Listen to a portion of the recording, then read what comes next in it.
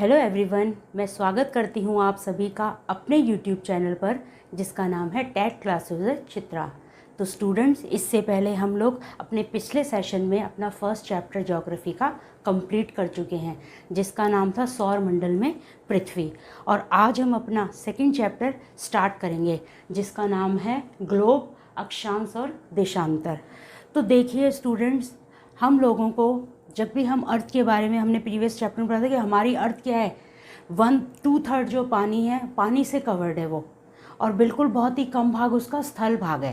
ठीक है, 71% पानी उसमें, 71% क्या है उसमें, पानी है। ठीक है, और 29% क्या है, वो लैंड है। तो ये जो हिस्सा है 71 और 29%, अगर हम अर्थ के बारे में अपनी क्लास में किसी को बताना चाहेंगे तो हम पूरी अर्थ को तो घूम नहीं सकते हैं। तो इसीलिए हमने क्या किया, अर्थ का सेम रूप, एक छोटा सा लघु रूप ले लिया गया है जिसे अर्थ का ट्रू मॉडल भी बोला जाता है। वो हमारा है ग्लोब, पृथ्वी का लघु रूप, यानी पूरी पृथ्वी को हमने छोटा कर लिया है। और एक क्या है, ये वास्तविक प्रतिरूप है, बिल्कुल हूबहू पृथ्वी के जैसा है, जैसे कहते हैं पृथ्वी का ही फोटोकॉपी कह सकते हैं इसको। तो ये क्या है, एकदम कुछ इस तरह से हम ये कह सकते हैं, ऐसे कुछ इस तरह से हमारा ग्लोब है जो इस तरह से घूम रहा है जैसे हमारी अर्थ घूमती है। तो ग्लोब क्या है, रियल पृथ्वी नहीं है। पृथ्वी को जानने के लिए, पृथ्वी में सागर, महासागर कहाँ पर हैं, या पृथ्वी की जो शेप है जियोइड है, वैसे ही हमने ग्लोब की भी शेप बनाई है। ग्लोब हम लोगों ने बनाया और पृथ्वी नेचुरली बनी है। तो पृथ्वी की शेप को दर्शाने के लिए पृथ्वी पर सागर, महासागर, या जैसे इंडिया है, चाइना, अमेरिका, ये कहाँ कहाँ पर लोकेशन है इनकी, कहाँ कहाँ लोकेट है ये सब दर्शाने के लिए हम लोग ग्लोब का इस्तेमाल करते हैं। तो ग्लोब क्या होते हैं, ग्लोब बहुत बड़े बड़े भी हो सकते हैं और ग्लोब बहुत छोटे भी हो सकते हैं। ये डिपेंड करता है कि हम लोगों को अगर क्लास में पढ़ाना है तो हम लोग बड़ा ग्लोब यूज़ कर सकते हैं ताकि बच्चे अच्छे से देख पाएँ, और अगर हमें अपनी नॉलेज के लिए कहीं पर ज़रूरी है तो हम लोग छोटा ग्लोब, जिसे कहते हैं ना पॉकेट ग्लोब, वो भी कैरी कर सकते हैं। तो ग्लोब अलग अलग उसमें मिल जाता है, अलग अलग प्रकार का। तो कुछ इस तरह से हमारा ग्लोब होता है, ऐसे ही ये बिल्कुल जैसे पृथ्वी की हमारी शेप है वैसे ही हमारा ये ग्लोब है। तो हम लोगों ने क्या किया, ग्लोब को स्टैंड करने के लिए, जैसे हमारी पृथ्वी छोटी सी ऐसे हल्की सी यूँ झुकी हुई है, 23.5 डिग्री झुकी हुई है इस पृथ्वी की, 23.5 डिग्री। तो वैसे ही हमने अपने ग्लोब को भी क्या किया, 23.5 डिग्री हल्का सा झुका दिया है, जिसे क्या बुलाता है, इससे बोला जाता है अक्ष। ये वाला हिस्सा याद रखना, ये जो हिस्सा है, ये जो छांव है, जैसे मैं खड़ी हूँ और अगर मैं ऐसे होती हूँ तो अब मैं ऐसे ही घूमूंगी, समझ गए। ये पेन है, अगर ये है तो ये ऐसे ही घूम रहा है। ऐसे हमारी पृथ्वी नेचुरली क्या है, थोड़ी सी टिल्टेड है, थोड़ी सी अपने ध्रुवों पर, मेरे पता है ध्रुव क्या होते हैं, उत्तर और दक्षिण, वहाँ पर क्या है, थोड़ी सी चपटी है, थोड़ी सी झुकी हुई है। तो उस झुकी हुई अवस्था में क्या करती है, वो घूर्णन क्रिया कर रही है अपने ही अक्ष पर। जो झुकी हुई अवस्था है, ये छोटा सा ये जो हिस्सा है जो बन रहा है, यहीं पर ही वो क्या कर रही है, चक्कर लगा रही है। तो वैसे ही हमने ग्लोब को दिखाया जैसे हमारी पृथ्वी है। हमने छोटी सी ये नीडल होती है जो ग्लोब के ऊपर लगी हुई होती है, 2 सुइयाँ, ठीक है, वो सुई है, वो कितनी झुका दी हमने, 23.5 डिग्री, हल्का सा झुका दिया है। कई बार क्वेश्चन आता है कि ग्लोब पर जो सुई है या पृथ्वी कितने डिग्री झुकी हुई है अपने ध्रुवों पर, तो आप लिखेंगे 23.5 डिग्री पृथ्वी क्या है, अपने ध्रुवों से झुकी हुई है। और ये जो हिस्सा होता है, ये वाला, ये जो बन रहा है झुकी हुई अवस्था, वो क्या कहलाती है, पृथ्वी की अक्ष, विषुवत वृत्त। अब हम अगर देखते हैं तो एक तो हमने देखा है टिल्टेड, ये जो ये सुई है, ये भी एक क्या है, काल्पनिक सुई है। अब हम पृथ्वी को क्या करा है, हमने पृथ्वी पर हमने कुछ रेखाएं खींच दी हैं, याद रखिए। कुछ इस तरह से अगर हमारी पृथ्वी है तो ये हमारी पृथ्वी अगर, तो हमने इस तरह से उस पर ऊपर की तरफ, ध्रुवों की तरफ जाते हुए ऐसे लाइनें खींच दी हैं। आपको ये दिख भी रहा होगा कि ये लाइन, जैसे ये एक लाइन, ऐसी कई लाइनें हम लोगों ने पृथ्वी पर ऐसे ही। तो ये क्या बना रहे हैं, पूरे पूरे सर्कल बना रहे हैं, याद रखिएगा। जैसे ये पृथ्वी है हमारी एक, ये पीछे से भी घूम कर आ रही होगी लाइन, याद रखिए, ये 2 सर्कल ऐसे। तो ये क्या है हमारी, ये अगर हमारी, हम इसको कहते हैं जब पृथ्वी के बिल्कुल बीचों बीच जो हमने रेखा खींची, उसे पृथ्वी का विषुवत वृत्त बोला जाता है। ये अगर हम पीछे देखेंगे, मैंने अभी दिखाया ना आपको, अगर ये है तो ये अभी आपको सिर्फ यही नज़र आ रहा है, ये वाला हिस्सा। लेकिन अगर हम पीछे ऐसे पृथ्वी घूम कर आएगी तो ये बाकी का हिस्सा भी आपको नज़र आ जाए। तो क्या बन रहा है, एक बहुत बड़ा वृत्त बन रहा है जो पृथ्वी के ठीक बीचों बीच हम लोगों ने बनाया है। हम लोगों ने एक काल्पनिक रेखाएं खींची हैं इस तरह से, जो कहाँ पर जुड़ रही हैं, ये जुड़ती नहीं है, सॉरी, ये ध्रुवों तक जा रही हैं, ऐसे ही नीचे, ऐसे ही नीचे। ठीक है, तो ये सब क्या है, हमारी जो बिल्कुल बीच की रेखा होती है उसे कहते हैं हम विषुवत रेखा। क्या बोलते हैं हम उसे? विषुवत रेखा। इस वाली रेखा को बिल्कुल बीचों बीच है जो विषुवत रेखा, इसे भूमध्य रेखा भी बोला जाता है। भूमध्य रेखा को, ये रेखाओं को किस में मापा जाता है? अंशों में, जो इस तरह से, याद रखेगा, एक पूरा पूरा सर्कल बना रही है ये, और कहाँ पर जा रही है? ध्रुवों पर। तो ये एक इनकी खासियत है कि ये रेखाएं क्या कहलाती है हमारी, जो ऐसे ऐसे जा रही है ध्रुवों तक, विषुवत से नीचे ध्रुव और उत्तर ध्रुव की तरफ जा रही हैं, ये सारी हमारी रेखाएं कहलाती है अक्षांश रेखाएं। क्या कहलाती हैं ये कहलाती हैं हमारी अक्षांश। ये मैंने बताया ना, अक्षांश रेखाएं, लैटिट्यूड्स। और ये रेखाओं को हम किस में नापते हैं? हम इन रेखाओं को डिग्री में मापते हैं, जैसे डिग्री, 0 डिग्री। अब इसके ऊपर क्या होता है, ये है हमारी विषुवत रेखा। फिर धीरे धीरे विषुवत रेखा के ये वाला ऊपर का हिस्सा क्या कहलाता है हमारा? पूरी तरह से उत्तरी गोलार्ध। विषुवत रेखा बिल्कुल बीच में खींची गई है, और इसके ऊपर का हिस्सा क्या कहलाता है हमारा? उत्तरी गोलार्ध। और नीचे का हिस्सा क्या कहलाता है? दक्षिणी गोलार्ध। याद रखिए, जाते हैं यहाँ पर तो ये क्या है, धीरे धीरे धीरे जाते हैं, तो ये वाले को कहते हैं 90 डिग्री। यहाँ पर मैंने आपको कहा था नॉर्थ पोल, यानी उत्तरी ध्रुव। तो यहाँ पर क्या होता है, ये हमारा 90 डिग्री उत्तर है, और ये हमारा है 90 डिग्री साउथ पोल, यानी 90 डिग्री दक्षिणी पोल, दक्षिणी ध्रुव, और 90 डिग्री उत्तरी ध्रुव।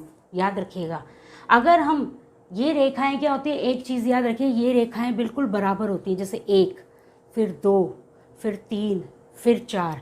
लेकिन धीरे धीरे जब ये ध्रुवों पर जाती हैं तो इनके जो इनका आकार होता है, ये सबसे बड़ी है, फिर और छोटी, फिर और छोटी, तो ध्रुवों पर जाकर ये कभी भी ध्रुवों पर मिलती नहीं है, कुछ इस तरह से छोटी छोटी हो जाता है। इनका आकार क्या होता है, ध्रुवों पर जाकर घटता जाता है। याद रखिएगा, अक्षांश रेखाएं अगर विषुवत वृत्त से, भूमध्य सागर से ध्रुवों की तरफ जाती हैं तो क्या हो जाती है, उनके जो रेखाएं, जो उनके वृत्त बनते हैं, वो छोटे छोटे बनते जाते हैं। आप देख भी, ये याद रखिए, एक पॉइंट था, अक्षांश रेखाएं ध्रुवों पर जाकर क्या हो जाती हैं, छोटी होती जाती हैं, उनके जो वृत्त बन रहे हैं, और उनके बीच का जो डिस्टेंस है हमेशा बराबर रहता है।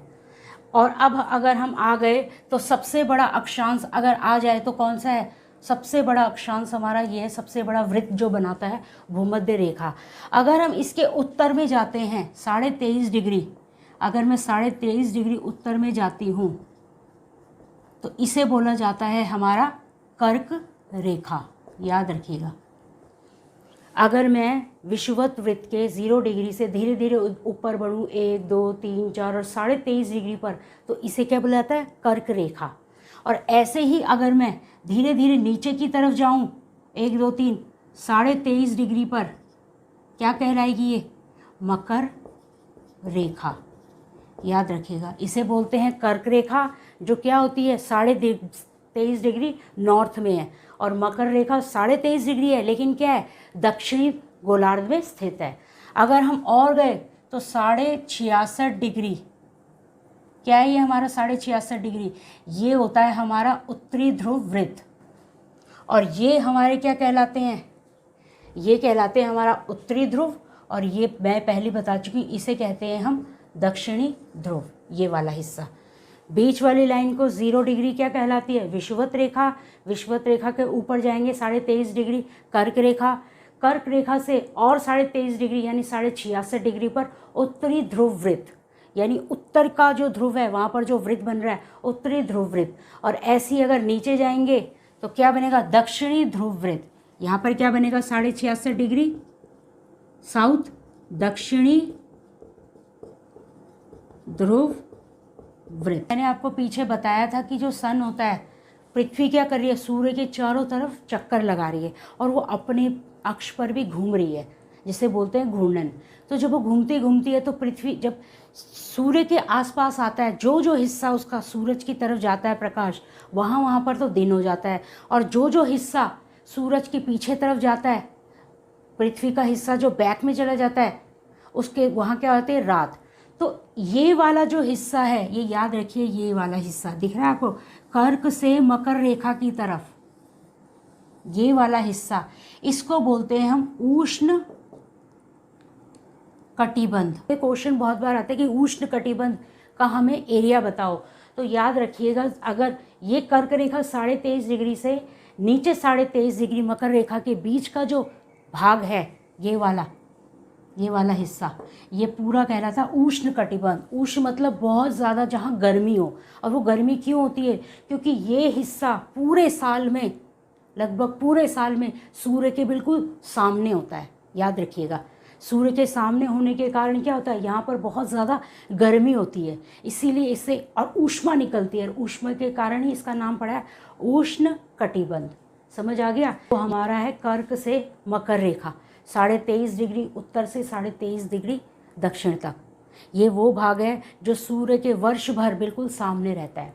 नेक्स्ट आ गए हम, अगर कर्क से हम ऊपर की तरफ जाते हैं, ये वाला हिस्सा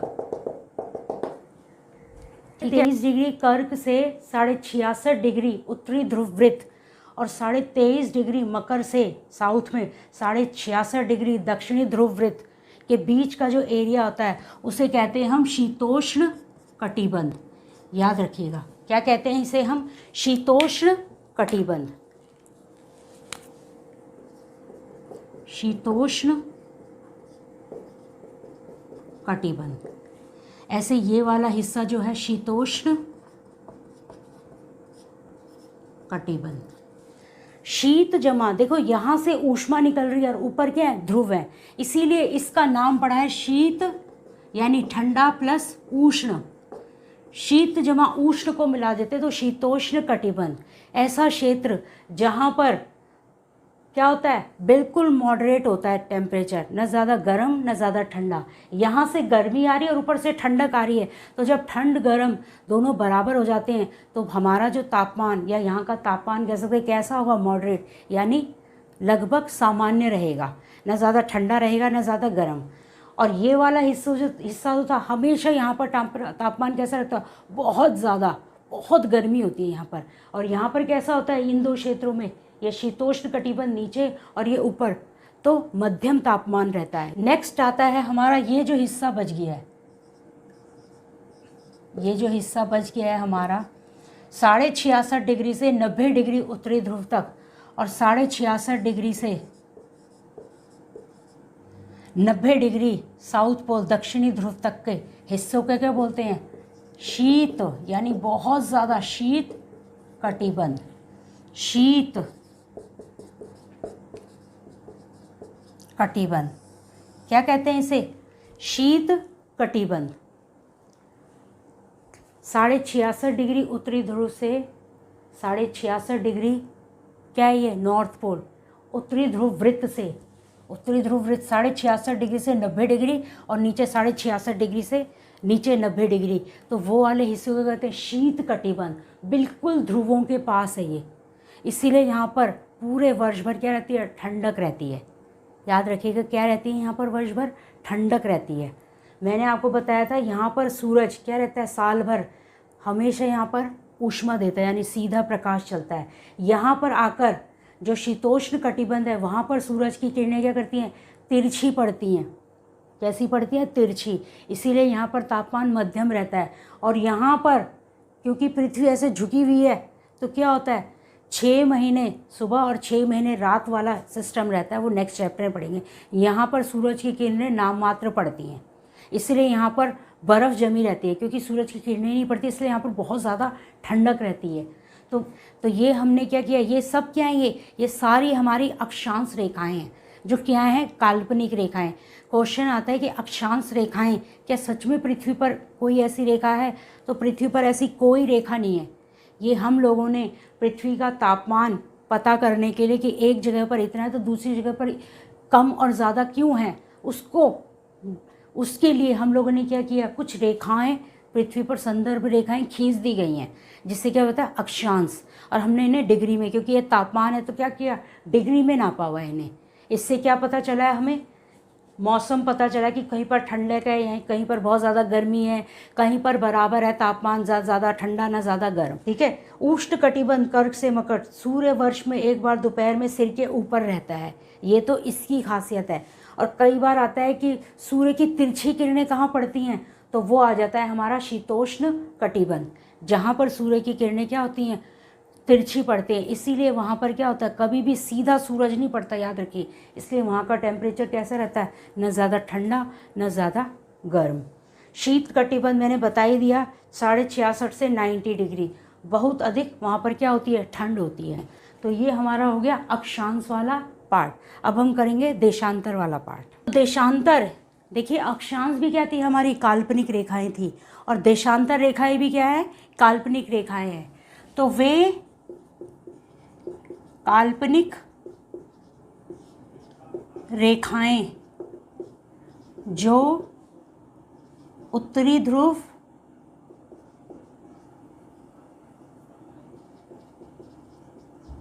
ध्रुव को दक्षिणी ध्रुव से मिलाती हैं, याद रखिएगा। ये कुछ इस तरह से होती हैं, ये हमारी अर्थ है, ये मान सकते हैं। और हमारे अक्षांश क्या थे, गोल गोल जा रहे थे। लेकिन ये क्या करती हैं, ये आपको पता है मैंने क्या कहा था, ये क्या होते हैं हमारे ध्रुव, ये हमारा नॉर्थ है और ये हमारा क्या है, साउथ पोल है। तो यहाँ से कुछ ऐसे सेमी सर्कल, ये आधे आधे अर्धवृत्त कुछ इस तरह से खींचे हुए हमने, ये इस तरह से। आपने वो देखा होगा, मस्क मेलन आजकल आता है, खरबूजा, उस पर क्या होता है, बराबर ऐसे ऐसे ऊपर से नीचे क्या होती हैं, पोल से, ध्रुवों से आती हैं लाइनें और ध्रुवों तक जाती हैं, ऊपर से नीचे की तरफ। तो याद रखिएगा, जब ये ध्रुवों से आती है तो क्या होता है, इनके बीच का जो होता है, इनके बीच में जो डिस्टेंस है तो बढ़ता है और धीरे धीरे ध्रुवों पर जाकर ख़त्म हो जाता है, ध्रुवों पर ये एक साथ मिल जाती हैं। तो वे काल्पनिक रेखाएं या संदर्भ रेखाएं जो उत्तरी ध्रुव से दक्षिणी ध्रुव पर जाकर मिलती हैं, क्या कहलाती हैं, हमारी देशांतर रेखाएं कहलाती हैं, याद रखिएगा। और एक इनमें से क्या है, एक बिल्कुल सीधी, बिल्कुल ये जो सेंटर में जो एक रेखा है, इसको मैं ब्लैक पेन से बना देती हूँ।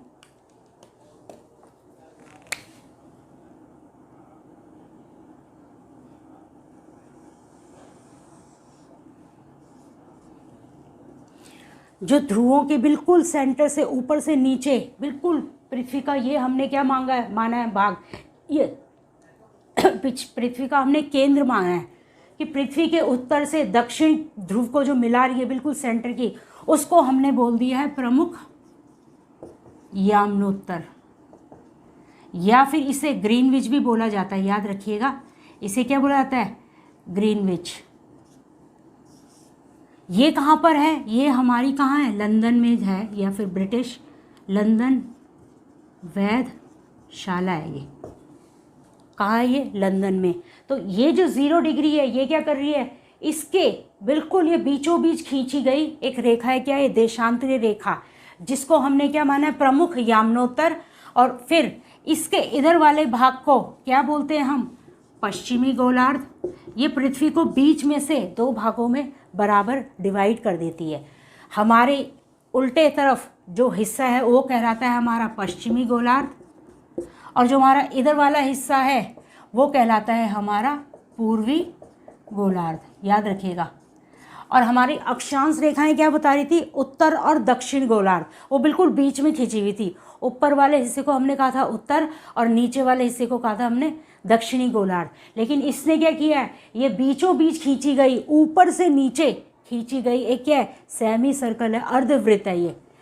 और इसको भी किस में नापा जाता है, मापन किस में होता है इसका, अंश में, या फिर डिग्री।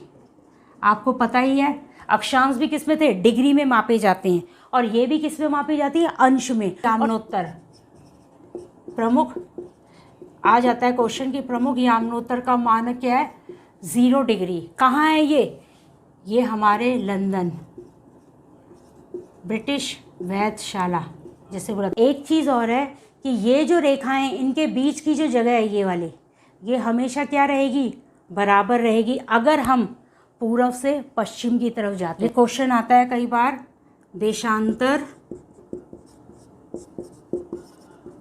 रेखाओं की लंबाई हमेशा बराबर रहती है। इसका मतलब है जो बीच वाली है, ये वाली है, ये वाली है, ये सारी क्या है, ये बराबर होंगे। लेकिन अगर हम लोग ध्रुवों से आएंगे नीचे तो क्या होगा, इनके बीच का जो गैप है वो बढ़ेगा और फिर घटेगा ध्रुवों। अगर हम कहें ये हमारा, तो मैंने आपको बताया था कि कुछ इस तरह से ये है हमारा, और ये हमारा क्या है, प्रमुख याम्नोत्तर, जिसको हम 0 डिग्री बनाते हैं। तो वो कहता है कई बार कि इस तरफ क्या होता है, ये हमने पृथ्वी को लगभग बराबर भागों में बांट दिया है। आपको पता है एक वृत्त कितना होता है, 360 डिग्री। अगर हम इसे तोड़ेंगे तो क्या रह जाएगा, सेमी सर्कल क्या होगा, अर्धवृत्त 180 डिग्री। यानी अगर हम इधर 180 डिग्री जाते हैं या इधर 180 डिग्री पूर्व की तरफ जाएं या फिर पश्चिम की तरफ जाएं, क्या होगा, ये पीछे जाकर, ये जो आगे की 0 डिग्री है ये पीछे जाकर क्या होगा, कुछ इस तरह से जो आधा वाला है 180 डिग्री पर ये मिल जाएंगी। तो कई बार क्वेश्चन आता है कि अगर प्रमुख याम्नोत्तर से पूर्व की तरफ जाते हैं जब 180 डिग्री, और पश्चिम की तरफ जाएं अगर 180 डिग्री कुछ इस तरह से, तो कहाँ मिलेंगी, ये 180 डिग्री जो ये वाली लाइन है ये एक ही हो जाएगी। ये एक दोनों क्या आएंगे, ये दोनों रेखाएं समान है, याद रखिएगा ये दोनों रेखाएं क्या है, समान है। ये क्वेश्चन आता भी है, रेखाएं समान है, एक ही है, ये दोनों एक दूसरे से मिल जाएंगे और एक ही रहेगी, ना ही ये एक दूसरे के विपरीत है या ना ही इनकी दूरी ज़्यादा है या कम है। क्या है, दोनों रेखाएं समान है। समय पहले या आज भी कह लो, क्या समय का मापन होता था, सूर्य हो गए, चंद्रमा हो गए, या सारे ग्रह जो अपनी दिशाओं में जो गति कर रहे हैं, इनके आधार पर हम लोग क्या कहते थे, समय का मापन करते थे। जैसे तो दिशाओं का निर्धारण और समय का निर्धारण कैसे होता था, पहले सूर्य, चंद्रमा या नक्षत्र मंडल इनकी गतियों से होता था, समझ गए। तो ऐसे ही अगर हम कहते हैं समय, आपको याद है कि पृथ्वी क्या करती है, पृथ्वी सूर्य के चक्कर कैसे लगा रही है, पश्चिम से पूर्व की तरफ, पृथ्वी सूर्य के पश्चिम से पूर्व चक्कर लगाती है। याद रखिएगा, ये मैं बता चुकी हूँ कई बार। तो जब पृथ्वी पश्चिम से पूर्व की तरफ लगाती है, एक और चीज़ मैं आपको बता देती हूँ, जो पृथ्वी पश्चिम से पूर्व लगाती है चक्कर, ज़्यादातर ग्रह पश्चिम से पूर्व ही लगाते हैं, लेकिन मैं पहले बता चुकी हूँ कि 2 ऐसे ग्रह हैं, शुक्र और अरुण या यूरेनस जिसे कहते हैं, वो पूर्व से पश्चिम की तरफ लगाते हैं, और पृथ्वी क्या लगाती है, पश्चिम से पूर्व। तो पूर्व का हिस्सा हमेशा सूरज के सामने पहले आता है, सूर्योदय होता है। जैसे मेरा ये सीधा हाथ है तो इधर क्या है, मेरा पूर्व है, और ये मेरा पश्चिम है। तो सूर्य क्या है, जब पृथ्वी सूरज के चक्कर लगाएगी तो सूरज हमेशा कहाँ पर आएगा, पूर्वी दिशा में। तो सूर्योदय कहाँ होता है, हमेशा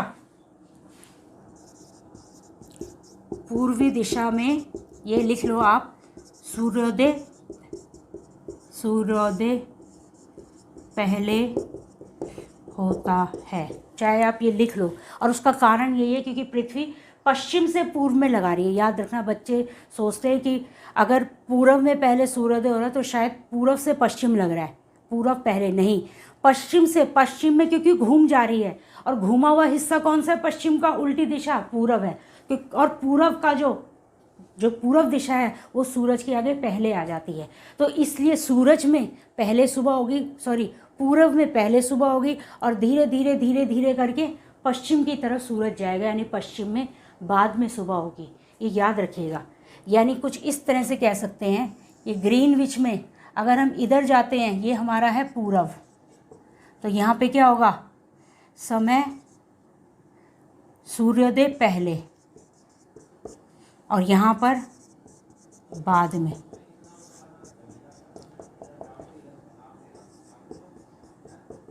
ये आप अपने उसके लिए बना सकते हैं, नोट्स के लिए। अब मैंने आपको बताया था पृथ्वी सूर्य का एक चक्कर, जिसे क्या बोलता है, पृथ्वी का घूर्णन काल कहते हैं। तो समय का कैसे निकालते हैं हम, घूर्णन, बहुत आसान है। घूर्णन में क्या है, पृथ्वी एक चक्कर क्या करती है, 24 घंटे में कितना घूम जाती है, 360 डिग्री। एक चक्कर यानी पूरा एक वृत्त घूम लेती है, तो क्या होता है 360 डिग्री। अगर हम इसे काटें तो एक घंटे में पृथ्वी कितना घूमती है, सिर्फ 15 डिग्री, यानी पृथ्वी 15 डिग्री टर्न लेती है और टाइम कितना लेती है, 1 घंटा।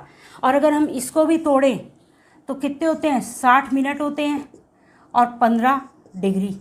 तो अगर हम 15 को भी तोड़ देते हैं 60 से तो कितना आता है, यानी 4 मिनट में पृथ्वी कितना घूमती है, 1 डिग्री घूमती है पृथ्वी। याद रखिएगा, यानी सिर्फ 4 मिनट में हम क्लास ले रहे हैं और सिर्फ 4 मिनट में पृथ्वी अपने 1-1 डिग्री घूम जाएगी। समझ गए। तो ये आपको याद होना चाहिए कि पृथ्वी 24 घंटे में कितना घूमती है, 360 डिग्री। और 24 घंटे यानी कि फिर 1 घंटे में कितना घूमेगी, 15 डिग्री। अगर ये सेशन हमारा 1 घंटे चलता है तो पृथ्वी अपनी जगह से कहाँ तक पहुँच जाएगी, 15 डिग्री आगे चली जाएगी अपने ही अक्ष पर। मैंने बताया था ना, पृथ्वी अपने अक्ष पर क्या कर रही है, घूर्णन कर रही है। और अगर हम इसको भी तोड़ें तो यानी 4 मिनट में पृथ्वी कितना घूम जाती है, सिर्फ 1 डिग्री। क्वेश्चन आता है कि 0 डिग्री यानी ग्रीनविच में सुबह के क्या बजे हैं, सुबह के 7 बजे हैं ग्रीनविच में, याद रखिएगा। तो हमारे तो 15 डिग्री पूर्व तथा 15 डिग्री पश्चिम में क्या समय होगा, ये बहुत बार आता है। तो मैंने आपको बताया था सिंपल क्या करना है, ये हमारी पृथ्वी है, ये हमारा क्या है, ग्रीनविच। अगर हम पूरब की तरफ जाते हैं तो हमेशा समय को क्या करते हैं, प्लस करते हैं, क्योंकि समय क्या है, पहले से ही पूरब में सूर्योदय हो चुका होता है।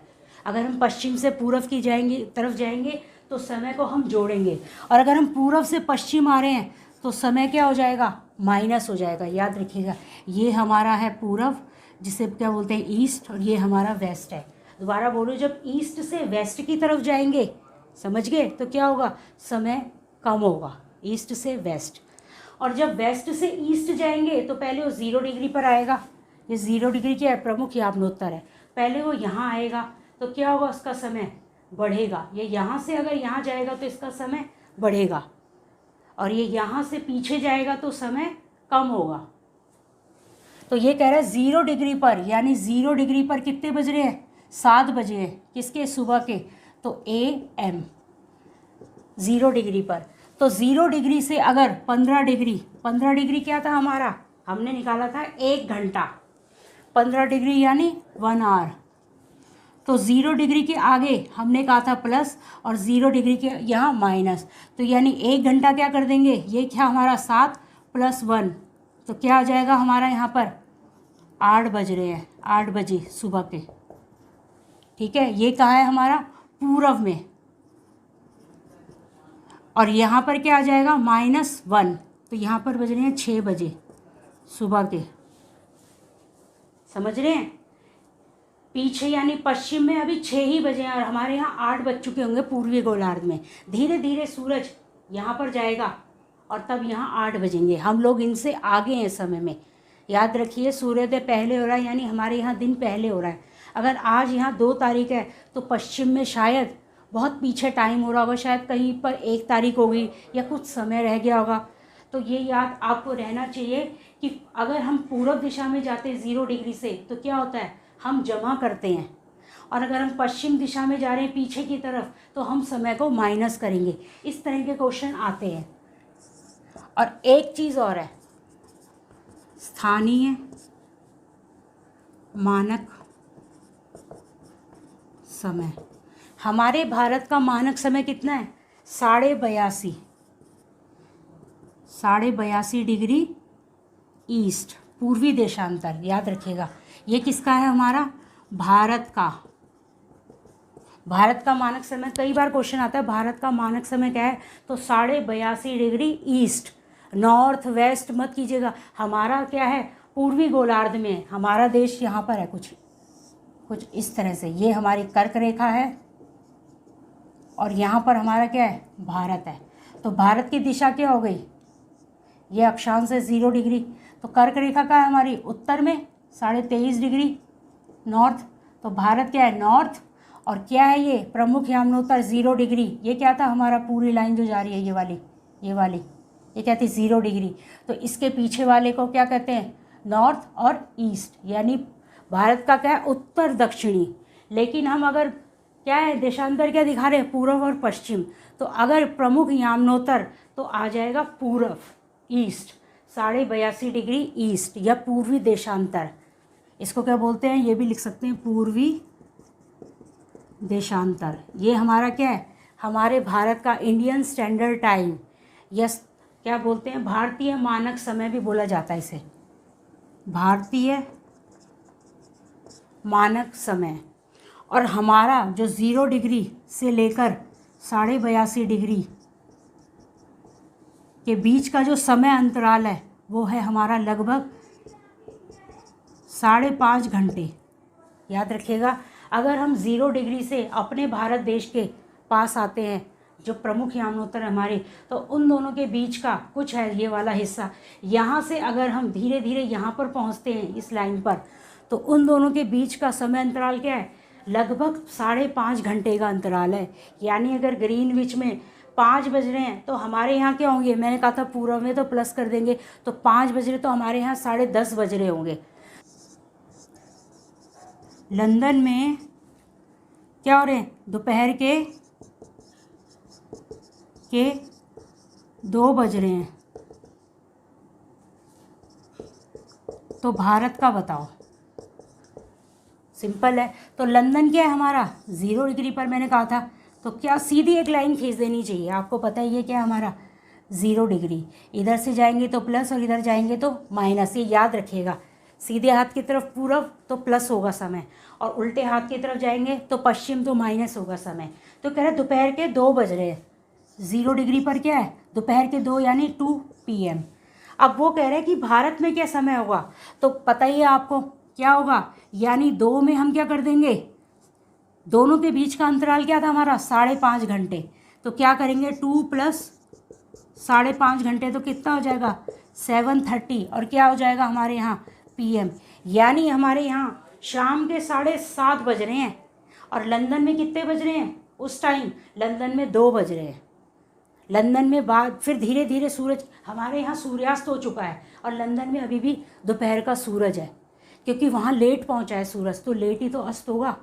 तो याद रखिएगा कि जो पूर्वी देश होते हैं वहाँ सूर्योदय भी पहले होता है और सूर्यास्त भी पहले होता है, और पश्चिमी देशों में सूर्योदय भी बाद में होता है और सूर्यास्त भी बाद में होता है, वो पीछे हैं हमसे। जैसे लंदन, आपको ये याद रखना कि लंदन क्योंकि ग्रीनविच पर है, तो लंदन और भारत का जो बीच में जो समय का अंतराल है वो आपको याद रखना, वो कितना है, 5.5 घंटे का समय है। कई बार आता है कि हमारे देश का क्या है, हमारे देश में जो कुछ इस तरह से है हमारा, ठीक है, ये मैप का तो बड़ी प्रॉब्लम है मुझे,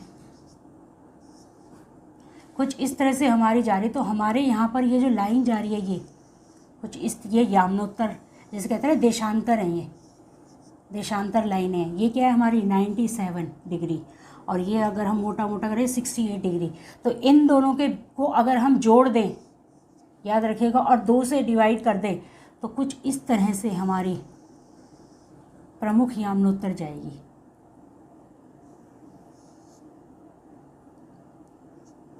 मेरी ड्राइंग बेकार है, प्लीज़ तो इग्नोर मार देना ये बात, बस आप पॉइंट समझो, ठीक है। ये जो जा रही है हमारी, ये क्या है हमारी, ये हमारी है 82.30 ईस्ट, क्या है हमारी, इसको बोलते हैं इंडियन स्टैंडर्ड टाइम, यानी भारतीय मानक समय, या फिर बेकार में कहेंगे रेखा। भारतीय मानक रेखा कौन सी है, 82.5 ईस्ट, पूर्वी देशांतर, ये वाली जो लाइन है, ठीक है। और हमारे देश की क्या है, भारतीय, हमारे देश की जो मानक रेखा है वो कितनी है, सिर्फ एक है हमारे भारत की, क्योंकि हमारा देश इतना बड़ा नहीं है। और जो हमने जो रेखाएं खींची है, जो अक्षांश है या जो इस तरह के कर्व है देशांतर, वो क्या है, वो सब काल्पनिक रेखाएं हैं। हम लोगों ने इसलिए खींची हैं ताकि हमें पता चले कि विभिन्न देशों के बीच में कैसे हम डिस्टेंस निकालें, कैसे हम समय का मापन करें, किस तरह से हम दिशाओं का निर्धारण करें। तो अपनी सूझबूझ के लिए, अपनी क्या कहते हैं ना कि अपनी हेल्प के लिए ही हमने ये सब रेखाओं का निर्माण किया है। ये सारी काल्पनिक रेखाएं हम लोगों की उपज है। पृथ्वी पर ऐसा कुछ नहीं है। पृथ्वी नेचुरली अब सिंपल ऐसी ही है। पृथ्वी पर कोई भी इस तरह की लाइन नहीं है। तो भारत में मानक समय रेखा कितना है, सिर्फ एक है। लेकिन कुछ देश ऐसे हैं, जैसे है रूस में 11 लाइनें हैं, 11 मानक समय रेखाएं हैं। अब देखिए हमारे यहाँ एक ही है, यानी कि एक से ज़्यादा भी मानक रेखाएं हो सकती हैं, समझ गए। क्योंकि रूस क्या है, सबसे बड़ी कंट्री है, आपको पता है। और उसमें क्योंकि इतना बड़ा एरिया है तो एक ही मानक रेखा तो होगी नहीं, कई जारी होंगी ऐसे ऐसे करके। जैसे हमारे यहाँ से हमने मोटा मोटी 3 दिखाई हैं। रशिया तो इतना बड़ा एरिया है कि बहुत सारी जारी होंगी। तो हर जगह की उन्होंने क्या किया, हर जगह से एक एक मानक रेखा ली, और टोटल कितनी ली उन्होंने, 11 मानक रेखाएं ले ली। तो यानी मानक रेखाएं भी ज़्यादा हो सकती हैं, क्योंकि रूस का जो है ना देशांतरीय विस्तार वो बहुत ज़्यादा है। अगर क्वेश्चन आता है कि एक देश की एक से ज़्यादा मानक रेखाएं क्यों होती हैं, तो उसका जवाब यह है कि कई देशों का जो है देशांतरीय विस्तार बहुत अधिक होता है, इसलिए वहाँ पर एक मानक रेखा काम नहीं कर सकती। इसीलिए वहाँ पर एक से ज़्यादा मानक रेखाओं को अपनाया गया है, और जिसका एग्जाम्पल हमारा क्या है, रूस है। तो ये आपको अच्छे से समझ आना चाहिए। मैंने आपको बता दिया था कि अक्षांश कुछ इस तरह से होते हैं, ये लाइनें जा रही हैं, ठीक है, बीच में से। और देशांतर याद रखिएगा, ऊपर से नीचे। ये अगर आप सिंपल मोटा मोटी तौर पर जानना चाहें तो देशांतर ऐसे बीच बीच में से, और अक्षांश ऐसे बीच बीच में से, और देशांतर ऊपर से नीचे। अक्षांश रेखाएं कभी भी एक दूसरे से मिलती नहीं है। 2 पॉइंट हमेशा क्वेश्चन में आता है कि अक्षांश रेखाएं एक दूसरे से मिलती हैं, नहीं। सारे वृत्त अलग अलग होते हैं, और सबसे बड़ा वृत्त अक्षांश रेखा का कौन सा होता है, विषुवत वृत्त। धीरे धीरे जब वो ऊपर जाता है ध्रुवों की तरफ, तो वृत्त का आकार क्या हो जाता है, छोटा होता जाता है। जबकि देशांतर का क्या है, देशांतर की जो ये होती हैं रेखाएं समान होती है, मैंने आपको कहा था। लेकिन ध्रुवों पर जाकर देशांतर रेखाएं मिल जाती हैं, अक्षांश रेखाएं नहीं मिलती। तो ये पॉइंट्स आपको अच्छे से क्लियर हो गए होंगे फ्रेंड्स। और आज की वीडियो में बस इतना ही। मिलते हैं अपनी अगली वीडियो में, तब तक के लिए नमस्कार।